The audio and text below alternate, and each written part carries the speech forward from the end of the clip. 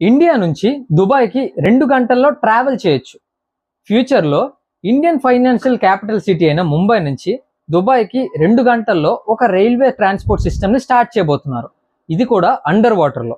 ఒకవేళ ఈ transport system కానీ స్టార్ట్ చేస్తే ఇండియా నుంచి దుబాయ్ వెళ్ళడానికి కేవలం 2 గంటలు మాత్రమే పడుతుంది. ఈ ప్రాజెక్ట్ని యూఏఈకి సంబంధించిన నేషనల్ అడ్వెంచర్ బ్యూరో లిమిటెడ్ వాళ్ళు దాదాపు 2000 కిలోమీటర్లకు పైగా అండర్ వాటర్ ట్రాన్స్పోర్ట్ సిస్టమ్ని స్టార్ట్ చేయబోతున్నారు. ఒకవేళ ఇదే కానీ పాసిబుల్ అయితే గంటకి 600 కిలోమీటర్ నుంచి 1000 కిలోమీటర్ల వేగంతో ట్రైన్ని నడిపించబోతున్నారు. ప్రస్తుతం ఏరోప్లేన్లో ఇండియా నుంచి దుబాయ్కి వెళ్ళాలంటే 4 గంటల సమయం పడుతుంది. ఫ్యూచర్లో ఈ ప్రాజెక్ట్ కానీ స్టార్ట్ చేస్తే ముంబై నుంచి దుబాయ్ వెళ్ళడానికి కేవలం 2 గంటల సమయం మాత్రమే పడుతుంది.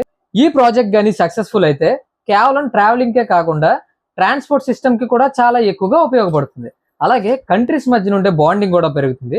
దీని మీద మీ ఒపీనియన్ ఏంటో కామెంట్స్లో చెప్పండి. వీడియో నచ్చితే లైక్ చేసి మీ ఫ్రెండ్స్ అండ్ ఫ్యామిలీ కూడా షేర్ చేయండి.